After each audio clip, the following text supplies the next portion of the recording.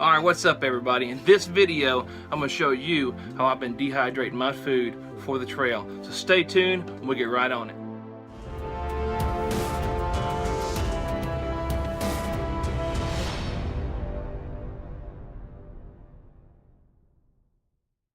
Hey, welcome back to Outdoors with Chris. One thing I've just started doing recently on some of my trips is dehydrating my own backpacking food. Today I'm going to show you how I've been doing that. So some of the things you might need are going to include a dehydrator of some sort. This right here is an Easy Dry, and I've got that preheating right now. You're going to need some kind of parchment paper. I'm using Reynolds cookie baking sheets. They're working just fine for me, and actually for this Easy Dry, with them being square, they work just great. I cut them in half and they go right on. I'll show you that in a second. For that, you're going to need some scissors.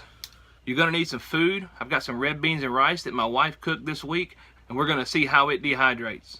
Some other stuff I have, I've got a cutting board and a knife just in case I need to cut up some of the sausage in there. Of course, I got a fork for putting it on the trays. And then I've got a scale so I can show you how much it weighs before and after. So the first thing I'm going to do is sort through some of the red beans and rice and try and get out some of the bigger chunks of the sausage so I can cut that up. Now, so basically I'm just going to chop these up. I've already did most of it. Just going to do the last few here. So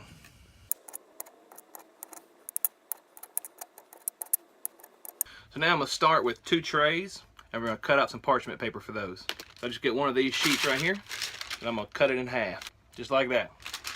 And that works out for these to be just about the right size. So all I got to do is trim a little bit off and then cut a hole in the center. So let's do that. And now we're ready to put some food on these trays. So what you want to do is just portion it out. We're going to see if we can make it fit on both of these trays. We may have to use a third tray, but we'll see.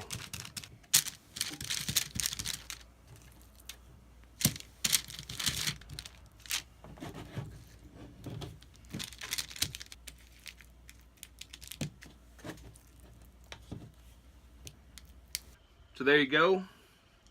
It all fit on 2 trays. So now we're just going to take and stick it on the dehydrator. And what I like to do is put one close to the bottom and one close to the top.